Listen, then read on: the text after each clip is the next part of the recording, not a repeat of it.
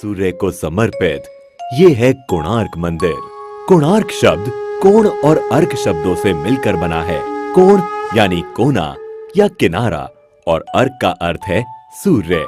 इसका मतलब हुआ सूर्य का किनारा। उड़ीसा राज्य में ये इकलौता ऐसा ऐतिहासिक स्मारक है जिसे 1984 में यूनेस्को वर्ल्ड हेरिटेज साइट में शामिल किया गया। मंदिर के गहरे रंग के लिए इसे काला पगोडा भी कहा जाता है।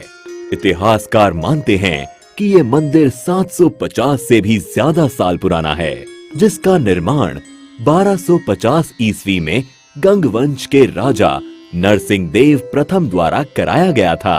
अबुल फजल ने आईने अकबरी में लिखा है कि राजा नरसिंह देव ने 12 सालों के पूरे राजस्व को मंदिर के निर्माण में ही लगा दिया था। इस मंदिर को पूर्व दिशा की ओर ऐसे बनाया गया है कि सूरज की पहली किरण सीधे मंदिर के प्रवेश पर ही गिरती है। कलिंग शैली में निर्मित इस मंदिर की संरचना रथ के आकार की है। इस रथ में कुल 12 जोड़ी पहिए हैं। एक पहिए का डायामीटर लगभग 3 मीटर का है। ये पहिए मंदिर के मुख्य आकर्षण का केंद्र हैं, क्योंकि ये पहिए घड़ी की तरह समय बताने का काम करते हैं।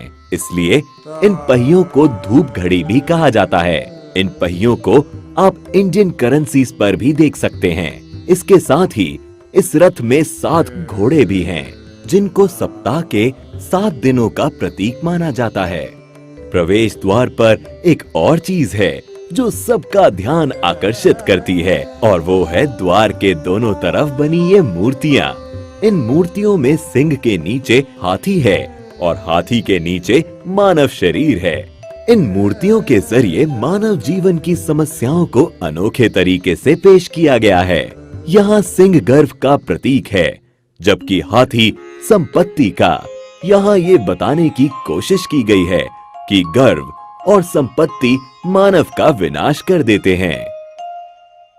माना जाता है कि मंदिर का निर्माण समुद्र के किनारे किया गया था, लेकिन पिछली 8 शताब्दियों में समुद्र से इसकी दूरी बढ़ती चली गई।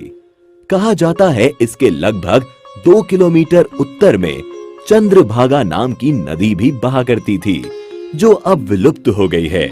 नदी के वहां होने को भी प्रमाणित किया जा चुका है। मंदिर से जुड़ी एक किंवदंती है कि इसके निर्माण में 1200 कुशल शिल्पियों ने 12 साल तक लगातार काम किया, लेकिन निर्माण कार्य को पूरा नहीं कर पाए।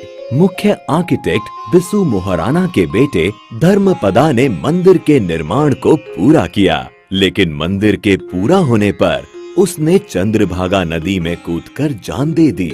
कोणार्क मंदिर के बारे में एक रोचक तथ्य है कि मंदिर के पत्थरों को आपस में जोड़ने के लिए लोहे की चादरों और चुंबकों का इस्तेमाल किया गया था।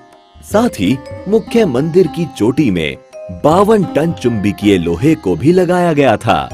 इन विविध चुंबकों के अनोखे समायोजन के कारण से ही मंदिर में भगवान सूर्य की मूर्ति हवा में झूलती थी। बताया जाता है कि पुर्तगाली नाविकों ने इस चुंबक को मंदिर से निकाल लिया, क्योंकि इस चुंबक के कारण नौका चालन में कठिनाई होती थी।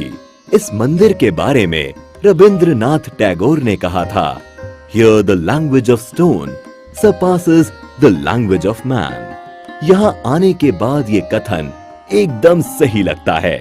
इतिहास और जबरदस्त नक्काशी के शौकीन पर्यटकों के अलावा यहाँ उनके लिए भी बहुत कुछ है, जो यात्रा में कुछ खास और रोचक की तलाश करते हैं।